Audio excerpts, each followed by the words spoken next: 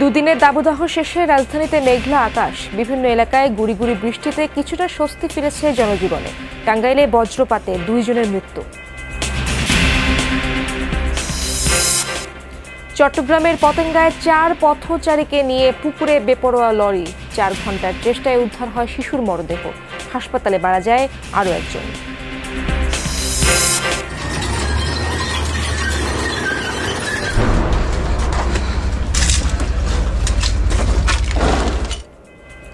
জাবালিয়ায় Israeli বাহিনীর ব্যাপক হামলা, হামাসের অন্তত 60 সদস্যকে হত্যার দাবি আইডিএফের।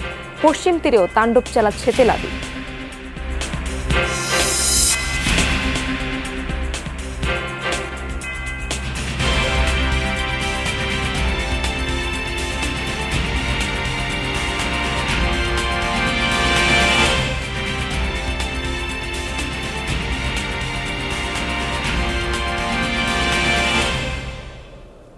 আমন্ত্রণ যমুনা নিউজে, আপনাদের সঙ্গে আছি আমি ইশরাত জাহান। এতক্ষণ শিরোনাম দেখছিলেন, এবার বিস্তারিত। সকাল থেকেই রাজধানীর আকাশ মেঘলা, কোথাও কোথাও গুড়ি গুড়ি বৃষ্টির দেখা মিলেছে। এতে কিছুটা স্বস্তি নেমেছে জনজীবনে। আবহাওয়া দপ্তরের পূর্বাভাসে বলা হয়েছে, ঢাকা, ময়মনসিংহ, চট্টগ্রাম ও সিলেটে ভারী বৃষ্টি ও ঝড়ের সম্ভাবনা রয়েছে। কোথাও কোথাও শিলাবৃষ্টিও হতে পারে। এছাড়া রাজশাহী, রংপুর, খুলনা ও বরিশাল বিভাগে মাঝারি বৃষ্টির সম্ভাবনা রয়েছে। আর এই বৃষ্টি কয়েকদিন অব্যাহত থাকবে। 20 তারিখের পর বঙ্গোপসাগর লঘুচাপ তৈরির সম্ভাবনা রয়েছে। ভারত, মায়ানমার আর বাংলাদেশের যে কোনো দিকে এর গতিবিধি হতে পারে বলেও জানায় আবহাওয়া অফিস। এদিকে সকাল থেকেই সূর্যের সেই চিরচেনা উত্তাপের দেখা পাওয়া যায়নি। সকাল 8টার পরপরই ঢাকার শাহবাগ, বাংলা মোটর, কারওয়ানবাজার, ফার্মগেট, ধানমন্ডি, বাড়িধারা সহ বিভিন্ন এলাকায় গুড়ি গুড়ি বৃষ্টি হয়। সাপ্তাহিক ছুটির দিনে সরকারি অফিস আদালত বন্ধ হলেও সকালের বৃষ্টিতে খুব একটা বিপাকে পড়েনি শ্রমজীবী ও স্কুলগামীরা। এত গরম ছিল যে এখন স্বস্তি মিলতেছে আর কি, কিছু একটু স্বস্তি লাগতেছে, তবে আরো ঠান্ডা হলে ভালো হইতো আর কি। দেশের যেসব এলাকায় বৃষ্টিপাতের প্রবণতাটা বেশি সেসব এলাকা থেকে প্রশমিত হবে। বিক্ষিপ্তভাবে কিছু এলাকায় হয়তো বা হিটওয়েভ থাকতে পারে। আমরা ধারণা করতেছি যে 20 তারিখের পরবর্তীতে বে অফ বেঙ্গলে একটি লঘুচাপ তৈরি হওয়ার সম্ভাবনা আছে। বাংলাদেশ, ভারত, মায়ানমার 3 দেশের যে কোনো দিকেই যেতে পারে। দর্শক, আবহাওয়ার পরিস্থিতির আরও খবর জানবো আমার সহকর্মীদের কাছ থেকে। শুরুতেই যাব রাজধানীর আগারগাঁওয়ে। আবহাওয়া দপ্তর থেকে যোগ দিচ্ছেন আমার সহকর্মী আকলাকুস সাফা। সাফা, সকাল থেকেই তো রাজধানীতে মেঘলা আকাশ আর কোথাও কোথাও গুড়ি গুড়ি বৃষ্টি আপনি দেখছেন, এবং আবহাওয়া অফিস এই ব্যাপারে কি বলছে? সারাদিন বৃষ্টি হতে পারে কিনা, কি বলছে আবহাওয়া অফিস?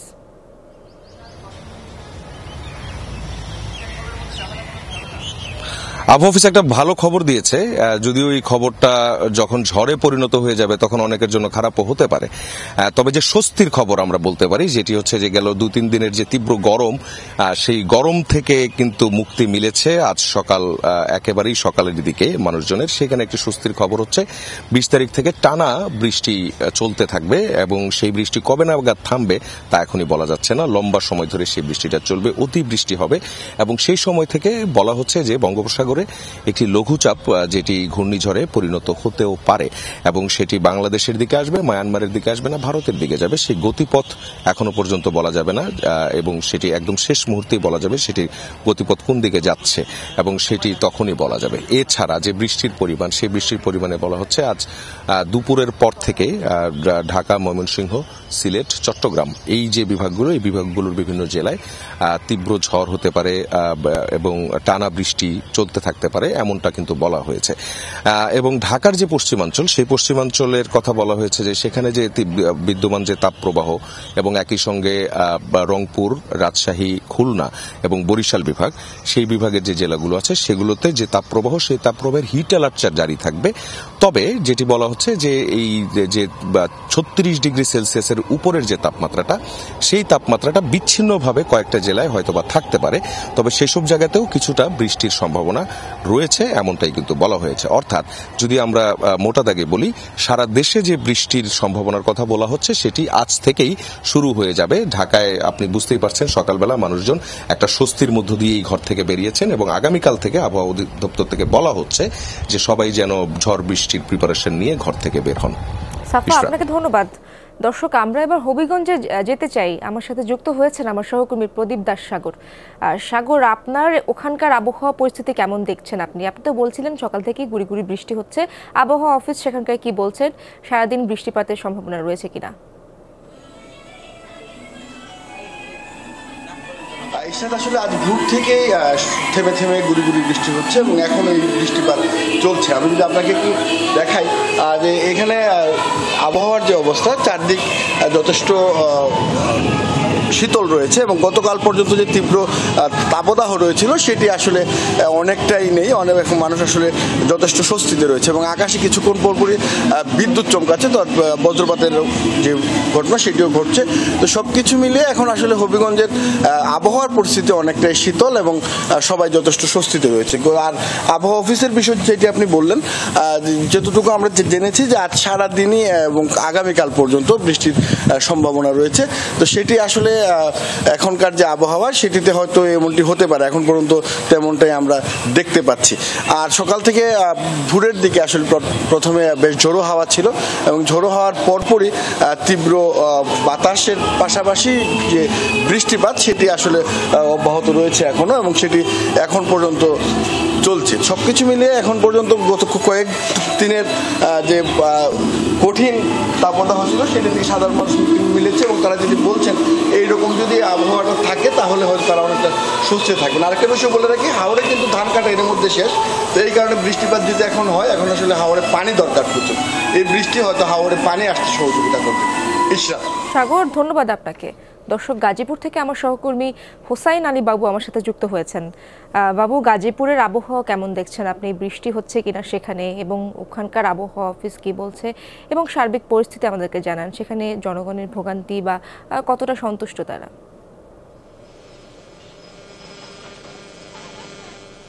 ইশরাত, গাজীপুরের কথা যদি বলি, আসলে দুইজনের যে তাপমাত্রা, সেই তাপমাত্রা আজকে সকাল থেকেই গুড়ি গুড়ি বৃষ্টি, কিন্তু 10টার পর থেকেই কিন্তু আসলে গাজীপুরে ভারী বৃষ্টি হয়েছে। সেই বৃষ্টিতে আসলে মানুষের জনজীবনে আসলে স্বস্তি ফিরে এসেছে। সেই স্বস্তিতে মানুষ আসলে চলাফেরা করতে পারছেন, বাজারে হাট যেতে পারছেন। আসলে যেই তাপমাত্রা ছিল সেই তাপমাত্রায় আসলে মানুষ ঘর থেকে বের হতে পারছিলেন না। মানুষের জীবনের জন্য যে কাজকাম সেটা কিন্তু আসলে বন্ধ রয়েছে। আসলে এই সময় আসলে গাজীপুরে আসলে ধান কাটার যে উৎসবটা সেটা কিন্তু রয়েছে। এই সময় কিন্তু আসলে এই এলাকায় ধান কাটা হয়, ধানের মৌসুম। সেই ধানের মৌসুমে আসলে কৃষকেরা আসলে ঘর থেকে বেরোতে না পেরে আসলে ধান কাটতে পারছিল, সেখানে কিন্তু আসলে তাদের ধান নষ্ট হচ্ছিল। সেই দিক থেকে কিন্তু আসলে তারা বড় ধরনের একটি ক্ষতিগ্রস্ত হয়েছিল। কিন্তু এই বৃষ্টিতে আসলে তাদের স্বস্তি ফিরে এসেছে। তারা কিন্তু আসলে আনন্দ উৎসাহ নিয়ে আসলে ধান খেতে এখন ধান কাটছে, এমন দৃশ্য কিন্তু আমরা দেখেছি। আর এই বৃষ্টিতে আসলে যে রাস্তাগুলো রয়েছে সেই রাস্তাগুলো কয়েকটি জায়গায় আসলে পানি জমে গিয়েছে, রাস্তার উপরে পানি জমেছে। কিন্তু আসলে এই পানি ড্রেনের যে নিষ্কাশন ব্যবস্থা, সেই নিষ্কাশন ব্যবস্থা না থাকার কারণে আসলে এই পানি জমে গিয়েছে। আসলে এই গাজীপুরের যে পৌরসভার যে বিভিন্ন জায়গায় যে ওয়ার্ডগুলো রয়েছে, সেই ওয়ার্ডগুলো তো আসলে বিভিন্ন রাস্তায় কিন্তু পানি জমে গিয়েছে। আসলে এই জমে যাওয়ার কারণে আসলে মানুষের যে চলাফেরা সেটা কিন্তু অনেকটাই বিঘ্ন ঘটছে। সর্বোপরি তারা বলছেন যে আসলে যে বৃষ্টি হয়েছে সেই বৃষ্টিতে আসলে তাদের একটি স্বস্তি ফিরেছে। এখানকার আবহাওয়াবিদের সাথে কথা বলেছে, আসলে আজ সারাদিনেই কিছুক্ষণ পরপরেই আসলে বৃষ্টি হবে এমন তথ্যই দিয়েছেন তারা। কিন্তু যে আকাশ, সেই আকাশ কিন্তু এখনো মেঘলা রয়েছে, ভারী বৃষ্টি সে কিন্তু বাতাস বইছে। তার পাশাপাশি হচ্ছে যে মানুষের যে চলাফেরা সেটা কিন্তু স্বাভাবিক রয়েছে। আপনাকে ধন্যবাদ। দর্শক, বৃষ্টির খবরাখবর জানাচ্ছিলেন সহকর্মীরা। চট্টগ্রামের সমুদ্র সৈকতে ঘুরতে গিয়ে নিয়ন্ত্রণহীন লরির নিচে চাপা পড়ে লাশ হয়ে বাড়ি ফিরলেন মামা ভাগিনা। এই ঘটনায় আহত হয়েছেন আরও 4 জন। শুক্রবার রাতে বন্দরনগরীর বিমানবন্দর সড়কে হয় এই ঘটনা। এই দুর্ঘটনার পর লরিসহ চালককে আটক করেছে পুলিশ। নিখোঁজের 4 ঘন্টা পর রাত 12:30টার দিকে 4 বছর বয়সী সাকিবের নিথর দেহ পানির নিচ থেকে তুলে আনেন স্থানীয়রা। রাত 8:30টায় লরির ধাক্কায় পানিতে তলিয়ে যায় শিশুটি। ছুটির দিন হওয়ায় শুক্রবার বিকেলে সাকিবকে নিয়ে তার মা ও মামা বেড়াতে গিয়েছিল পতেঙ্গার নেভালে। ঘোরাঘুরি শেষে বিমানবন্দর সড়কের ফুটপাত দিয়ে হেঁটে বাড়ি ফিরছিল তারা। এই সময় নিয়ন্ত্রণ হারিয়ে একটি লরি তাদের ধাক্কা দিলে সাকিব সহ 5 জন পাশের পুকুরে পড়ে যায়। পরে তাদের উদ্ধার করে হাসপাতালে পাঠায় স্থানীয়রা। সেখানে চিকিৎসাধীন অবস্থায় মারা যায় সাকিবের মামা আসাদুজ্জামান সানি। পানিতে নেমে আপনার যারা জীবিত অবস্থায় ছিল ওদেরকে উদ্ধার করেন। ওরা 4 জন রিক্সা দিয়ে আসতেছিল, এখন গাড়ি হঠাৎ করে ওদেরকে নিয়ে একবারে খালে পড়ে গেছে। নিহত সাকিবের বাবা আলমগীর এবং মা রিঙ্কি পেশায় পোশাক কারখানা শ্রমিক। তাদের বাড়ি খুলনা বাগেরহাটে। সানি চট্টগ্রাম বেড়াতে এসেছিলেন। এখানে ঘুরতে এসে এখান থেকে অ্যাক্সিডেন্ট পাওয়া যাচ্ছিল না, অনেক খোঁজাখুঁজি পরে পাওয়া গেছে আর কি। লরিটি এর আগে একটি রিকশাকে চাপা দেয়। এই ঘটনায় লরি চালককে আটক করেছে পুলিশ। রোড ব্লকার এবং এটা সবই ঠিক আছে, কিন্তু এই গাড়িটা দেখাচ্ছে যে অতিরিক্ত গতিতে এসে আমাদের একদম যে আমাদের রোড যে ব্যারিয়ার অতিক্রম করে উঠে গেছে। দ্রুত পালানোর চেষ্টা করছিল। এখানে টার্নিংটা আপনারা দেখছেন, টার্নিং এ ঘোরানোর পরে সে কোনোভাবে ব্রেক ফেল করে পুকুরে চলে গিয়েছে। দুর্ঘটনায় আহত বাকি 4 জন চট্টগ্রাম মেডিকেলে চিকিৎসাধীন, যাদের 2 জনই শিশু। রাহিম সারোয়ার, যমুনা নিউজ। দখল দূষণের পাশাপাশি খননের অভাবে নাব্য সংকটে নেত্রকোনার 1.5 শতাধিক নদ নদী। এতে প্রতি বছর আগাম বন্যার হুমকিতে পড়ে হাওরের 41,000 হেক্টর জমির বোরো ফসল। খেতে সেচ সমস্যা সহ নানা সংকট রয়েছে। এর মধ্যে একটি নদীতে খননের কাজ শুরু হয়েছে, তবে বাধা দিয়েছেন স্থানীয়রা। পূর্বধলার সোয়াই নদী, বিশ্বাস করা কঠিন একটা সময় এখানে চলতো পণ্যবাহী নৌযান, এখন চলে গেছে স্থানীয়দের দখলে, পরিণত হয়েছে খালে। হাজার মনি নৌকা আসতো, আমরা আমাদের পিতামাতা মুরব্বীদের কাছ থেকে জেনেছি এবং দেখেছি। ভূমিদস্যুরা তারা বিভিন্ন জায়গায় বিল্ডিং ঘরবাড়ি করে যে অবস্থা করছে, কাজ এখন বাধাগ্রস্তর প্রতি। কিছু বলতে গেলেই এই হাইকোর্ট দেখাচ্ছে, ওইখানে ধরছে। 47 কোটি টাকা ব্যয়ে নদীর 46 কিলোমিটার অংশ খনন চলছে, তবে স্থানীয়দের বাধায় শ্যামগঞ্জ বাজার এলাকায় বন্ধ রয়েছে কাজ।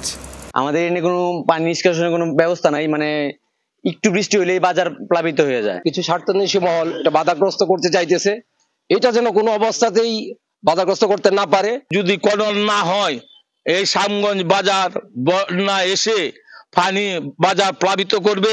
দখলদারদের বিরুদ্ধে ব্যবস্থা নেওয়ার হুঁশিয়ারি দিয়েছে পানি উন্নয়ন বোর্ড। আশা খনন শেষে মিলবে সেচ সুবিধা, কাটবে আগাম বন্যা থেকে ফসল রক্ষার দুশ্চিন্তা, বাড়বে মাছের উৎপাদনও। সরকারি একটা কাজ বাস্তবায়ন করছে, আমাদের জায়গার প্রয়োজন রয়েছে। আমরা ইতোমধ্যে যারা অবৈধভাবে খাল এবং নদীকে দখল করে রেখেছিল তাদেরকে আমরা নোটিশ প্রদান করেছি। জেলা প্রশাসক জানালেন, কৃষিতে সেচ সুবিধা নিশ্চিতে আরও 25টি নদী খননের প্রস্তাব পাঠানো হয়েছে, অপেক্ষায় আছেন বরাদ্দের। খুব শীঘ্রই এটি যদি অ্যাপ্রুভাল হয়ে আসে, আমরা সেকেন্ড ফেজে এই কাজটা শুরু করতে পারবো এবং সেখানে এই জেলারই 25টি ছোট খাল, বিল, নদী এগুলোর প্রস্তাব দেওয়া আছে। নেত্রকোনার 10 উপজেলায় ছোট বড় মিলিয়ে 1.5 শতাধিক নদ নদী রয়েছে। দখল দূষণের পাশাপাশি নাব্য সংকটে বেশিরভাগই এখন মৃতপ্রায়। ওবায়দুর রহমান, যমুনা নিউজ। ফুটপাথের পর নোয়াখালীর বেগমগঞ্জে দখল হয়ে যাচ্ছে 4 লেন সড়ক। অভিযোগ, অবৈধ দোকানপাট বসিয়ে চাঁদা আদায় করছে একটি মহল। এ নিয়ে বিপাকে স্থায়ী ব্যবসায়ীরা। চলাচলকারীরা হাঁটছেন ঝুঁকি নিয়ে, সাথে সড়কের যানজট তো আছেই, যদিও ব্যবস্থা নেওয়ার আশ্বাস দিচ্ছে কর্তৃপক্ষ। ফুটপাতে দীর্ঘদিন ধরে থাকা এসব দোকান ধীরে ধীরে স্থায়ী অবকাঠামোর রূপ নিয়েছে। তার উপর আছে বাস ট্রাকের অবৈধ পার্কিং। এতে চলাচলে জায়গা কমেছে পথচারীদের। নোয়াখালীর চৌমোহনী, চৌরাস্তা আর বাংলা বাজারে এর ফলে বেড়েছে যানজট। মূল ফুটপাথ দখল হয়ে গেছে, এখন 4 লেনটাও দখল হওয়ার কথা। এখন আমরা কেমনে হাঁটবো, এখন গাড়ি করে চলে, আমরা তো হাঁটতে সমস্যা হচ্ছে। রাস্তার অর্ধেক পর্যন্ত এখানে 2 লেনের একটা রাস্তা, ওই পাশে 2 লেন আছে, ওই সাইডের 2 লেনের 1 লেন বন্ধ, এই সাইডেরও 1 লেনের বেশি বন্ধ। মাছ, তরকারি, ফল, সবজি এগুলো রাস্তার উপরে চলছে, অথচ বাজার খালি। এগুলোর জন্য আরো বাজার সম্প্রসারণ করুক। 4 লেন সড়কের 2 লেনই অবৈধ দখলদারদের কবলে। বাজারের স্থায়ী ব্যবসায়ীদের অভিযোগ, ফুটপাতে থাকা 1000-এর বেশি দোকান থেকে প্রতিদিন চাঁদা তোলে প্রভাবশালীরা। দখল সত্ত্বের জন্য 50,000 থেকে 1 লাখ টাকা পর্যন্ত নেওয়া হয় অগ্রিম। মাসিক ভাড়া 5 থেকে 10,000 টাকা। সন্ধ্যার পরে যেহেতু চাঁদা নেয় ওরা, চাঁদার কারণেই কিন্তু এদেরকে আসলে ওইভাবে উঠানো সম্ভব না। এখানে রিক্সা চাঁদা উঠতেছে, গাড়ি দাঁড় করায়, বাসের চাঁদা উঠতেছে, গাড়ি দাঁড় করার, ট্রাকের চাঁদা উঠতেছে, গাড়ি দাঁড়াইলে তো চাঁদা উঠবে। মাসে কোটি কোটি টাকা চাঁদা উঠে। এই চাঁদার ভাগ প্রশাসন থেকে শুরু করে রাজনৈতিক নেতৃবৃন্দ কেউ বাদ যায় না। অভিযোগের বিষয়ে ক্যামেরার সামনে কথা বলতে চান না দখলদার আর কথিত চাঁদাবাজরা। উপজেলা নির্বাহী কর্মকর্তা বলছেন, শিগগিরই নেওয়া হবে কঠোর পদক্ষেপ। আমাদের কাছে যেহেতু কন্টিনিউয়াস এরকম তথ্য আসে, আমরা ঊর্ধ্বতন কর্তৃপক্ষের সাথে ইতিমধ্যে কথা বলেছি। আমরা যদি পুলিশ সুপার মহোদয় বা ঊর্ধ্বতন কর্তৃপক্ষ থেকে পর্যাপ্ত পরিমাণ ফোর্স এবং সাপোর্ট পাই, তাহলে আমরা রাজনৈতিক নেতৃবৃন্দ, বিভিন্ন আইন শৃঙ্খলা রক্ষাকারী বাহিনী সহ উপজেলা প্রশাসন বড় ধরনের এই প্রত্যেকটা অন্যায়ের বিরুদ্ধে আমরা অভিযান পরিচালনা করব। অবৈধ দখলদারদের কোনো তালিকা নেই উপজেলা প্রশাসনের কাছে। সাবরিনা লিজা, যমুনা নিউজ। দেশে প্রথম রেলের টার্ন টেবিল নির্মাণ হলো লালমনিরহাটে। চলতি মাসের শেষ দিকে এটি উদ্বোধন হওয়ার কথা। রেলের টার্ন টেবিল চালু হলে উল্টো দিকে ট্রেন চালাতে হবে না, ক্ষয় কমবে চাকার, কমবে দুর্ঘটনার ঝুঁকিও। এটি টার্ন টেবিল, 14 টন ওজনের একটি ব্রিজ, রয়েছে সীমানা প্রাচীর, মাঝে আরসিসি ঢালাই। এর ওপরে ট্রেনের ইঞ্জিন ও কোচ তুলে ঘোরানো হয়, যা দেশে প্রথম তৈরি হলো। লালমনিরহাট রেল স্টেশনের আধা কিলোমিটার উত্তর পূর্বে 9 শতক জমিতে এটি নির্মিত। 350 টন ভার বহনে সক্ষম এটি। তৈরিতে ব্যবহৃত হয়েছে একটি রোলার থ্রাস্ট বিয়ারিং, 8টি এক্সেল বিয়ারিং, অব্যবহৃত রেল লাইন, ট্রেনের 4টি চাকা সহ নানা যন্ত্রাংশ। টার্ন টেবিলে ইঞ্জিন যদি ঘোরানো হলে সহজভাবেই হেডটা সামনে রেখে গাড়ি চলাচলের ক্ষেত্রে এলএমদেরও সেই সুবিধা হবে লাইন এবং সিগন্যাল দেখতে। দেখা যাচ্ছে একটা বগিডলি চেঞ্জ করতে আমাদের সারাদিন লেগেছে, এমন হয়ে গেছে যে রাত 2টা-3টা বেজে গেছে, আবার অনেক সময় ভোরও হয়ে গেছে। সেক্ষেত্রে এখন আমরা খুব সহজে এবং অল্প সময়ে আমরা এই বগিডলিগুলো ঘুরাতে পারবো। ঢাকামুখী যে ট্রেনগুলো এখন আপনি দেখতেছি প্রায় 4টা ট্রেন চলতেছে, ইঞ্জিন চলতেছে, এগুলা সঠিকভাবে যাওয়া আসা করবে এবং রেলের হয়তো অনেক সাশ্রয় হবে। ব্রিটিশ আমলে 1862 সালে লালমনিরহাটে টার্ন টেবিলটি তৈরি হয়। দীর্ঘ সময় সচল ছিল। 1993 সালের দিকে তা নষ্ট হয়ে যায়। এরপর থেকে ইঞ্জিন না ঘুরিয়ে উল্টোভাবে ট্রেন চলছে। এতে চালকদের ট্রেন চালাতে নানা সমস্যা হচ্ছে, ক্ষয় হচ্ছে চাকা, রয়েছে দুর্ঘটনার ঝুঁকিও। আমরাও যারা দূরপাল্লার ট্রেন কাজ করি, বিশেষ করে 3000 সিরিজ, এটা আসলে লং রুট কাজ করতে খুবই সমস্যা হয়, যাতে আমাদেরও এখানে ইঞ্জিন আমরা ঘুরাইতে পারি। এটা জরুরি উদ্বোধন করা দরকার, কারণ আগে যেভাবে ট্রেন পিছন দিক দিয়ে ঠেলে নিয়ে যেত ইঞ্জিন, অনেক দূরে যাওয়া, আবার ওইটাকে সামনে নিয়ে আসতো, সেইটাতে আমাদের ভয়ভীতি অনেক থাকতো। এখন সেই ভয়ভীতিটা অনেকটা কেটে যাবে। রেলওয়ে বলছে, নতুন টার্ন টেবিলের কার্যকারিতা সফলভাবে যাচাই করা হয়েছে। চলতি মাসের শেষ ভাগে এটি উদ্বোধনের আশা রয়েছে। চালক যেদিকে থাকবে ইঞ্জিনের গতিপথও যেন সেই দিকেই হয়, এতে চালকের সিগন্যাল দেখতে সুবিধা হয় এবং দুর্ঘটনা ঘটার সম্ভাবনা হ্রাস পায়। আর কোচ ঘুরানোর কারণ হচ্ছে যে কোচের উভয় পাশের চাকার ক্ষয় যেন সমান হারে হয়, এটা নিশ্চিত করার জন্য কোচ ঘুরানো হয়। টার্ন টেবিলটি নির্মাণে ব্যয় হয়েছে 25 লাখ টাকা। সাবরিনা লিজা, যমুনা